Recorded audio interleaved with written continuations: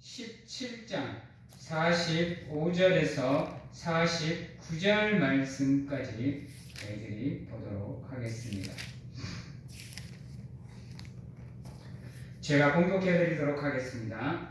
다윗이 블레셋 사람에게 이르되 너는 칼과 창과 단창으로 내게 나아오거니와 나는 만군의 여호와의 이름 곧 내가 모욕하는 이스라엘 군대의 하나님의 이름으로 내게 나아가노라.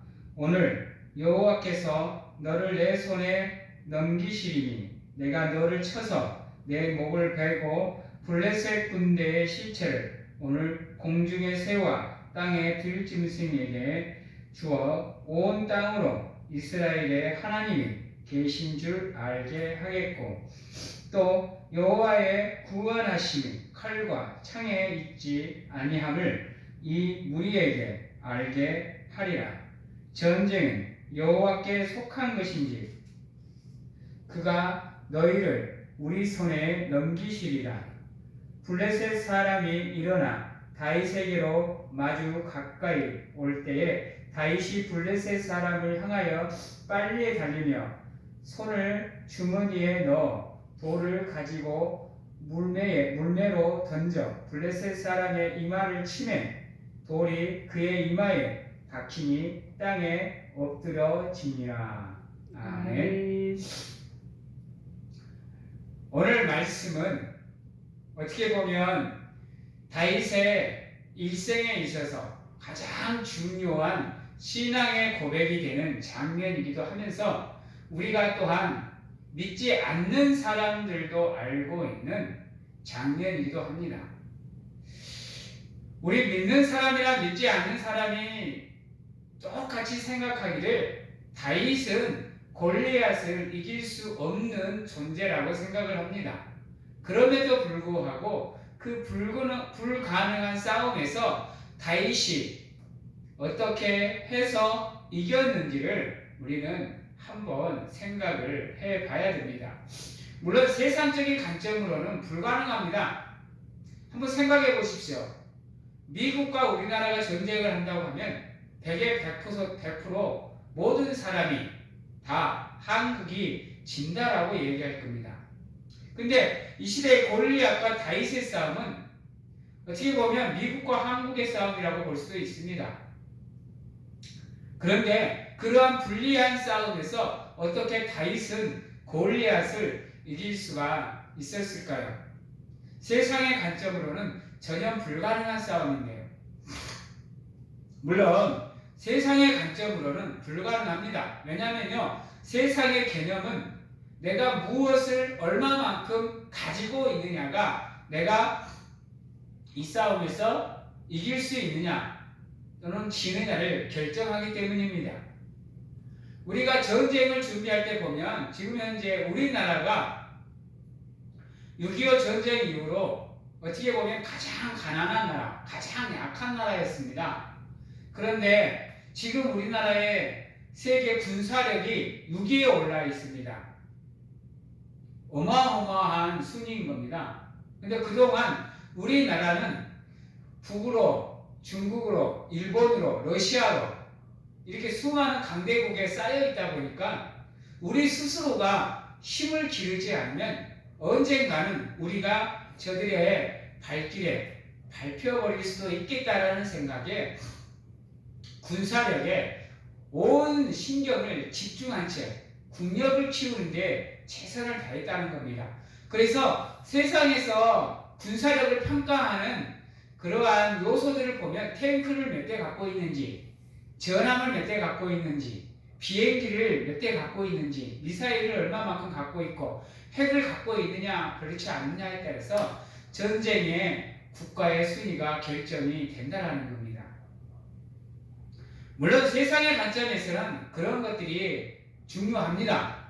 그러나 우리의 믿음의 신앙의 안으로 들어오면 그것은 아무런 하딩에 영향을 줄 수가 없습니다. 왜요? 오늘 말씀에서 다윗이 우리에게 고백하고 있습니다. 전쟁은 하나님께 속한 것이라고요. 즉 우리가 아무리 기르고 나는 지혜와 전략과 작전을 가지고 싸운다고 해도 하나님이 어느 쪽으로 손을 드느냐에 따라서 그 전쟁은 판가름이 나게 되어 있다라는 겁니다.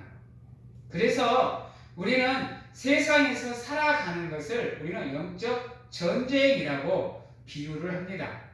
그래서 우리가 세상에서 살아가는 저 경쟁 사회에서 살아가면서도 우리 기독교인들이 살아남을 수 있는 방법은 세상적인 관점이 아니라 하나님의 관점으로 우리의 믿음을 점검하는 가운데 하나님이 원하시는 온전한 믿음으로 나아갈 수 있을 때 우리의 힘은 강력해지는 겁니다.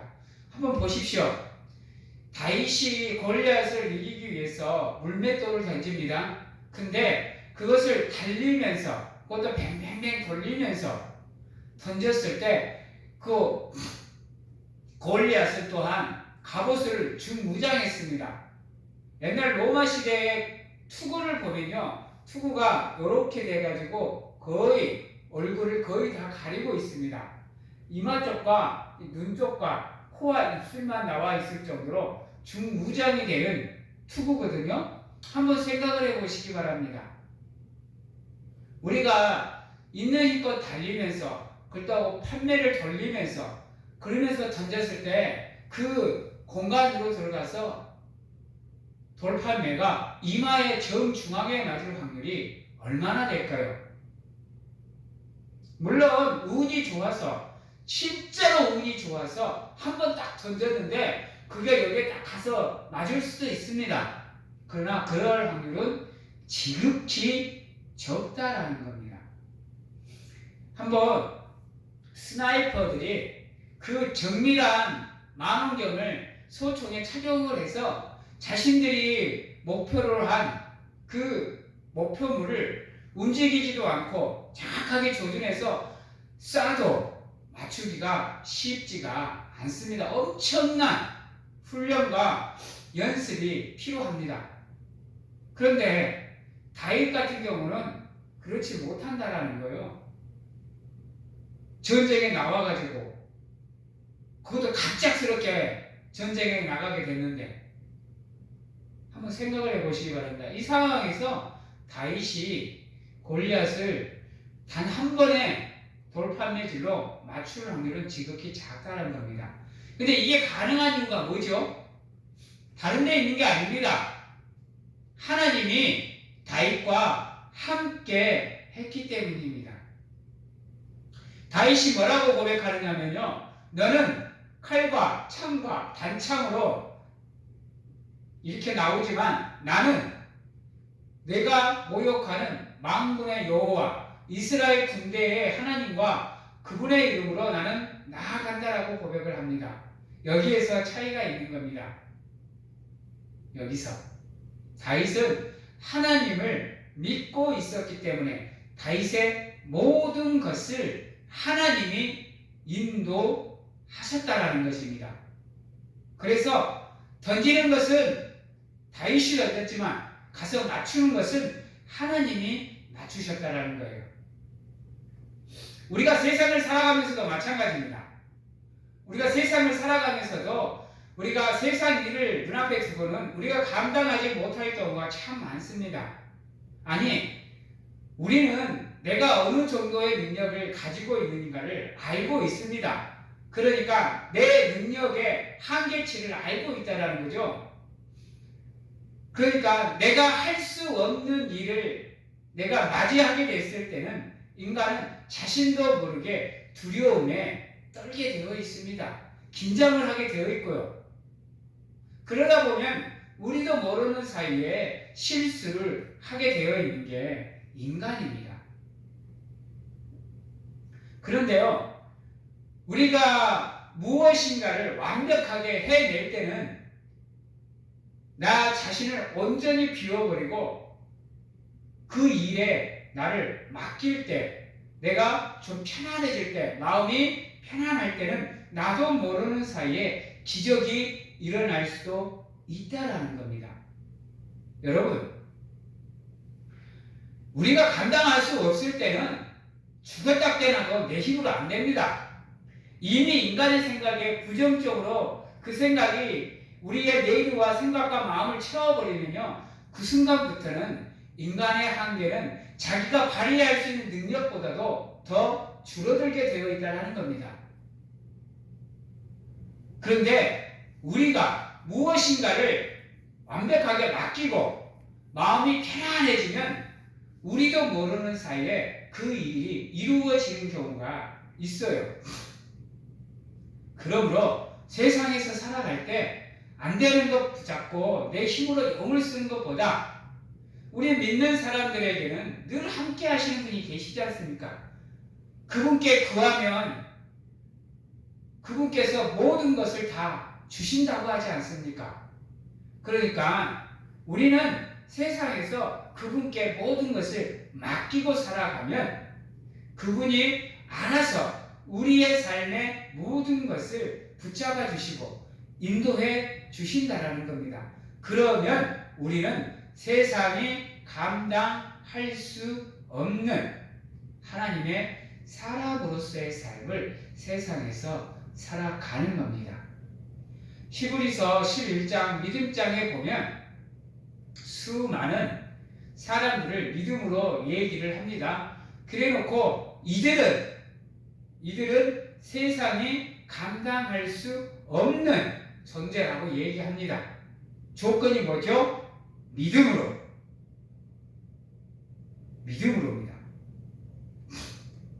즉 우리가 세상을 이기고 극복하고 살아갈 수 있는 방법은 무엇이냐? 믿음으로 우리가 하나님을 기쁘시게 하면 나머지는 하나님이 우리를 이끌어 주신다는 겁니다. 그러므로 우리 사랑하는 성도님들, 안 되는 일 자꾸 죽으라고 힘쓰고 애쓰지 마시고 안 되는 건 빨리 포기하시고 하나님 앞에 기도하는 가운데 그분의 도움을 청하시면 그분이 그분의 때에 따라서 우리에게 당신의 은혜를 부어 주시는 겁니다. 한번 생각해 보시기 바랍니다. 질병 중에도 우리 인간의 의술로 감당할 수 있는 질병이 있고요, 그렇지 못하는 질병들이 있어요. 우리가 감당할 수 있는 질병 정도는 우리가 사람의 힘으로 해결할 수 있도록 이미 하나님께서 과학적으로, 의술적으로 지혜를 다 주셨어요. 그리고 우리가 감당할 수 없는 것을 우리가 마주하게 되면 우리의 지혜로 감당할 수 없을 것 같으면 우리에게 그것을 감당할 수 있는 방법을 주셨는데 그게 무엇이냐? 기도라는 거예요. 기도라는 거. 인간의 지혜로 안 된다고 생각을 하면 기도로서 하나님께 도움을 청하면 하나님이 우리를 도와주시겠다라고 성경은 처음부터 끝까지 우리에게 말하고 있습니다. 그러므로 세상에서 살아갈 때 더도 말고 다윗과 같은 믿음을 가지기 위해서 우리는 노력을 해야 되는 거예요. 적어도 다윗과 같은 이런 신앙 고백을 하나님께 드리면서 우리가 세상에서 하나님을 의지하는 삶을 살아간다고 한다면 세상뿐만 아니라 세상 사람들조차도 우리를 통해서 하나님을 보고 알고 깨닫게 된다는 거예요.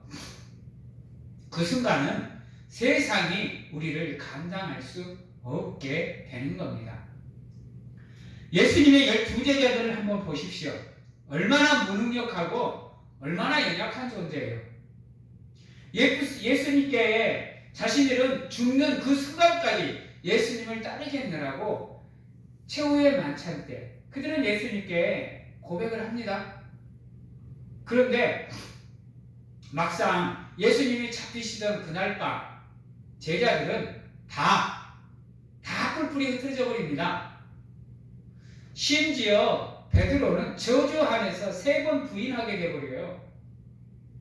그러한 제자들이었는데요, 이놈의 제자들이 있지 않습니까? 오순절날 하나님의 약속인 성령을 받고 나니까 그들의 삶이 달라져요. 그들이 하나님의 약속을 믿고 기도하면서 기다리니까 하나님이 그 엄청난 핍박의 시대에 그 사명을 감당할 수 있는 힘을 그들에게 허락해 주지 않습니까? 그 순간부터 제자들은요, 죽음을 두려워하지 않습니다. 죽음을 두려워하지 않고 순교를 합니다.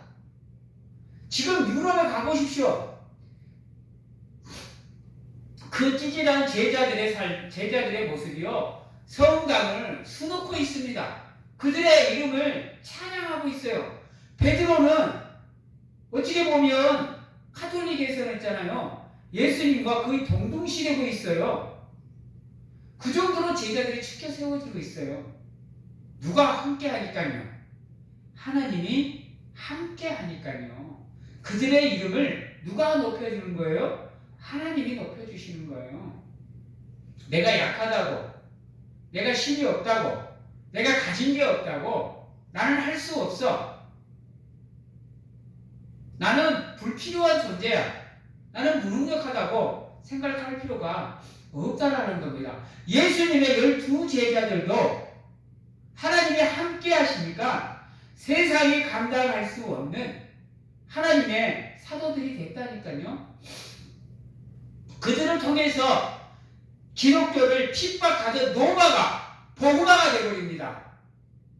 수많은 사람들이 죽음 앞에서 흔들리지 않고 순교의 피를 흘리는 가운데 기독교를 핍박하던 그 로마가 복음화가 되어버리는 놀라운 역사가 일어납니다.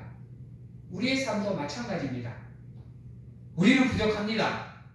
우리는 연약합니다. 우리는 죽을 수밖에 없는 존재죠. 세상 것에 좌지우지 될 수밖에 없는 우리고, 질병 앞에서 한없이 나약해지는 게 우리입니다. 그러나 그러한 우리일지라도 하나님이 우리를 붙잡으시면 우리는 세상이 감당할 수 없는 하나님의 사람으로서의 삶을 살아갈 수가 있는 겁니다. 다윗의 고백처럼 어떠한 장애물이 다가오더라도 만군의 여호와의 이름으로 하나님 안에서 믿음으로 그것을 감당하게 되면 넘을 수 없을 것 같은 장애물, 넘을 수 없을 것 같은 방해를 골리앗일지라도 우리는 극복하고 이기고 승리할 수 있는 삶을 살 수가 있는 겁니다. 사랑하는 성도 여러분, 다윗의 고백처럼 만군의 여호와의 이름으로 믿음으로 예수 그리스도의 십자가로 여러분들의 삶을 무장하십시오. 채우십시오. 하나님은 이미 우리가 감당할 수 있도록 하나님의 전신갑주를 우리에게 허락하셨고, 우리는 이미 그것을 다 착용을 하고 있습니다. 그것을 우리가 깨달을 수 있다면 우리는 우리 앞에 놓여져 있는 세상 그 어떠한 전쟁일지라도 우리는 두려워할 필요가 없다라는 겁니다. 아무리 사탄이 강하고 아무리 사탄이 힘이 센 존재라고 해도 우리 하나님의 힘센 의로운 오른팔이 우리와 함께하는 그 순간만큼은 사탄이 우리를 괴롭힐 수가 없습니다. 예수님께서 베드로에게 천국의 열쇠를 허락하면서 뭐라 그래요? 내가 반석 위에 내 교회를 세울 것이니까 그거는 음부의 권세가 교회의 권세를 이기지 못할 거라고 얘기를 합니다. 예수님이 우리와 함께하면 음부의 권세인 사탄의 권세, 마귀의 권세가 우리를 뒤흔들 수가 없다라는 겁니다. 그러므로 여러분, 바울의 고백처럼 바울에게 주셨던 그 하나님의 말씀, 내가 약한 데에서 곧 강함이라. 우리는 나약한 존재지만 하나님이 우리와 함께 한다는 믿음으로 우리가 무장이 되는 우리는 강한 존재가 될 수 있습니다. 그것을 믿으시고 어떠한 순간에도 무너지지 않기 위해서 여러분들의 삶을 믿음으로 무장하기 위해서 노력하십시오. 흔들리지 마십시오. 하나님이 우리와 함께 하시고 하나님이 우리와 붙잡아 주십니다. 내가 감당할 수 없거든. 내 힘으로 감당할 수 없거든. 용쓰지 마시고 하나님 앞에서 그냥 꼬꾸라지셔서 하나님께 기도하는 가운데 구하시면 그분이 우리가 구하는 대로 구하게 하실 것이고 우리가 찾는 대로 찾게 하실 것이고 우리가 두드리는 대로 열어주실 겁니다. 아멘. 우리의 삶의 만사형통의 복은 우리의 힘이 세상의 능력이 달려있는 것이 아니라 하나님께 달려있음을 고백하며 그것을 믿는 우리 성도님들이 되시기 바랍니다. 오늘 말씀에 보면 47절에 보면 또 여호와의 구원하심이 칼과 창에 있지 아니함을 이 무리에게 알게 하리라. 전쟁은 여호와께 속한 것인즉 그가 너희를 우리 손에 넘기시리라 라고 말을 합니다. 그렇습니다. 이미 세상은 우리 것입니다. 왠지 아세요? 하나님이 세상을 우리에게 선물로 준 것이에요. 그 안에서 우리가 하나님을 믿는 믿음으로 세상의 것을 마음껏 누리며 살아가라고 세상은 하나님이 우리에게 주신 선물이에요. 그리고 세상의 모든 것은 다 하나님께 속한 것입니다. 즉 우리가 온전히 하나님을 의지하고 하나님을 믿는 믿음으로 그분께 구하면 세상의 그 모든 것을 하나님은 다 우리에게 주실 수 있는 분이라는 겁니다. 그러므로 우리 사랑하는 성도님들께서는 누가 뭐라 그래도 하나님을 온전히 믿기 위해서 노력하시는 가운데 세상에서 우리 여호와의 만군의 여호와의 이름을 의지하여 세상에서 강하고 담대한 믿음으로 살아가시되 좌로나 우로나 치우치지 말고 온전히 하나님만 바라보며 그분만 사모하는 믿음으로 살아가는 가운데 하나님이 여러분들을 위해서 준비하신 은혜를 마음껏 누리며 살아가는 귀한 우리 하나님의 성도님들이 다 되시기를 주님의 이름으로 축원합니다. 아멘. 기도하겠습니다. 사랑의 하나님 감사합니다. 부족하고 연약하지만 하나님이 우리와 함께 하시면 우리는 세상의 그 모든 것을 다 감당할 수 있음을 하나님 믿습니다.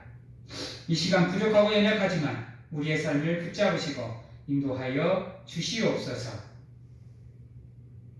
지금은 우리를 죄에서 구원하시기 위해 이 땅에 오신 예수 그리스도의 은혜와 세상 끝날까지 우리와 함께 하시며 안아주시고 품어주시는 하나님 아버지의 사랑하심과 세상 어느 곳에 가서 무엇을 하든지 간에 우리를 지키시고 보호하시는 성령님의 교통하심이 오늘 이 자리에서 온전히 하나님만을 의지하는 삶을 살겠노라고 확신하고 결단하는 귀한 하나님의 성도님들 머리 위에와 가정과 직장, 자녀와 건강 위에 지금부터 영원토록 함께 하시기를 축원하옵나이다.